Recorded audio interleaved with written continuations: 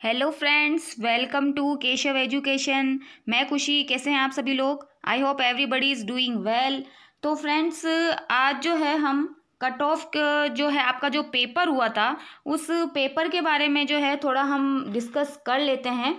तो फ्रेंड्स, कल का जो पेपर हुआ था 19 मार्च का हाई कोर्ट एलडीसी का पेपर, तो उसके ऊपर हम थोड़ी आज चर्चा कर लेते हैं। इससे पहले अगर आप हमारे चैनल पर नए हैं तो प्लीज़ हमारे चैनल को सब्सक्राइब कर ले, ताकि आपको टाइम टू टाइम नोटिफिकेशन मिलता रहे, और वीडियो को शेयर और लाइक भी ज़रूर कीजिएगा।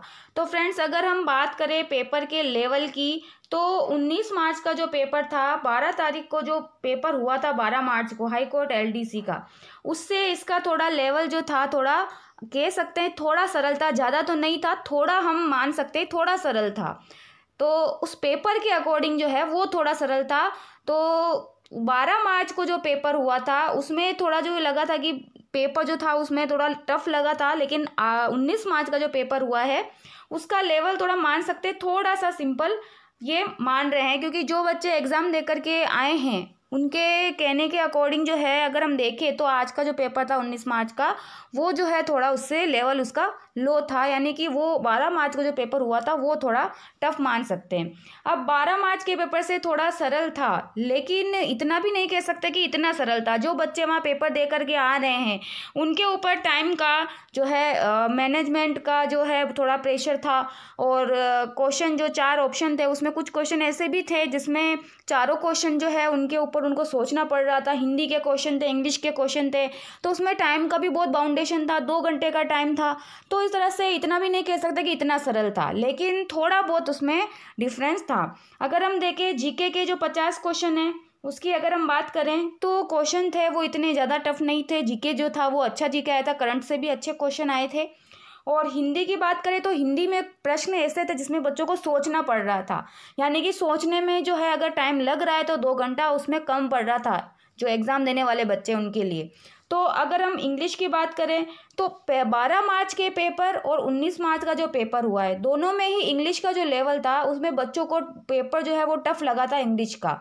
लेकिन 19 मार्च का जो पेपर हुआ है उसमें भी बच्चों को जो है इंग्लिश के क्वेश्चन करने में थोड़ी प्रॉब्लम आ रही थी, क्योंकि पेपर उनको ऐसा लग रहा था इंग्लिश के क्वेश्चन में वोकेबलरी के क्वेश्चन बहुत ज़्यादा थे, और उसके अंदर जो है फ्रेज वाले, इडियम्स वाले क्वेश्चन इस टाइप के थे जिसमें बच्चों को सोचना पड़ रहा था।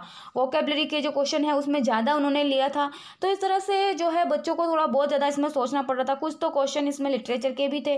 तो इस तरह से जो है कह सकते हैं कि जीके के क्वेश्चन में कोई प्रॉब्लम नहीं थी। हिंदी के क्वेश्चन लेंदी तो थे, लेकिन उसमें सोचना पड़ रहा था। हालांकि इतने टफ नहीं थे, लेकिन उसमें सोचने में टाइम बहुत ज़्यादा जा रहा था कि ये वाक्य शुद्ध है या अशुद्ध है। तो उन 4 वाक्यों में बच्चे को जो है देखने में थोड़ा ज़्यादा टाइम लगता है। तो इस तरह से जो है मैनेजमेंट जो था, टाइम जो है कम पड़ रहा था बच्चों के लिए। और इंग्लिश की अगर बात करें तो ये तो सबके लिए ही जो है प्रश्न जो है, सब जितने भी लोग हैं जिनको मैं जानती हूँ जिन्होंने पेपर दिया, उन्होंने यही बोला है कि इंग्लिश का जो पार्ट था वो थोड़ा जो कह सकते हैं थोड़ा टफनेस थी उसके अंदर।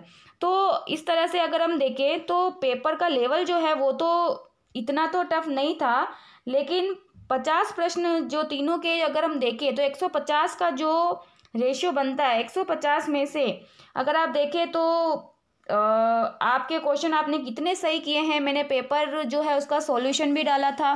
कुछ 2-4 क्वेश्चन है जो डाउट वाले थे, बाकी सारा जो है बहुत अच्छी तरीके से मैंने आंसर जो है उनके डाले थे। तो आपने मैच भी किए होंगे अपना आंसर, तो आप देख सकते हैं 150 में से आपके कितने क्वेश्चन जो है बन रहे हैं।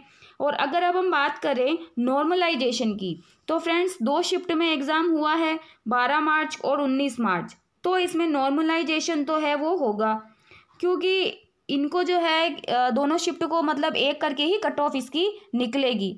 तो इतनी जल्दी हम कट ऑफ जो है वो हम इतना जल्दी नहीं बता सकते, कोई भी नहीं बता सकता।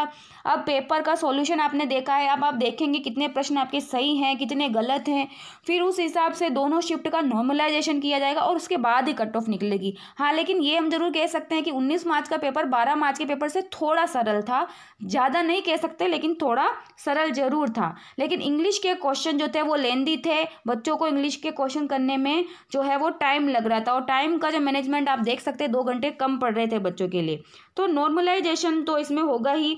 अब बात इसमें यह है कि अब आपके इसमें कितने नंबर बन रहे हैं, तो आप प्लीज़ कमेंट करके बताएं कि 150 में से आपके कितने मार्क्स बन रहे हैं, तो उस अकॉर्डिंग ही हमको कट ऑफ का पता चल पाएगा। कोई भी इतनी जल्दी कट ऑफ का पता नहीं लगा सकता। जो बच्चा एग्जाम देने गया उसी को पता है कि उसने कैसे क्वेश्चन अटेम्प्ट किए हैं। तो आप जो है आज जो है हमने इसी के ऊपर चर्चा की है। कुछ मेरे पास डेटा भी आया है। आप भी अपने नंबर जो है 150 में से आपके कैटेगरी वाइज बताएं कि आपके कितने मार्क्स बन रहे हैं, तो उस अकॉर्डिंग हम कट ऑफ जो है उसकी भी मैं वीडियो लेकर के आऊँ। तो ठीक है फ्रेंड्स, मिलते हैं अब कल की वीडियो में। आप प्लीज़ कमेंट जरूर कीजिएगा कि आपके 150 में से कितने मार्क्स बन रहे हैं। ठीक है फ्रेंड्स, और हमारे चैनल को भी सब्सक्राइब जरूर कीजिएगा ताकि आपको टाइम टू टाइम नोटिफिकेशन मिलता रहे। तो फ्रेंड्स मिलते हैं कल की वीडियो में। Okay friends.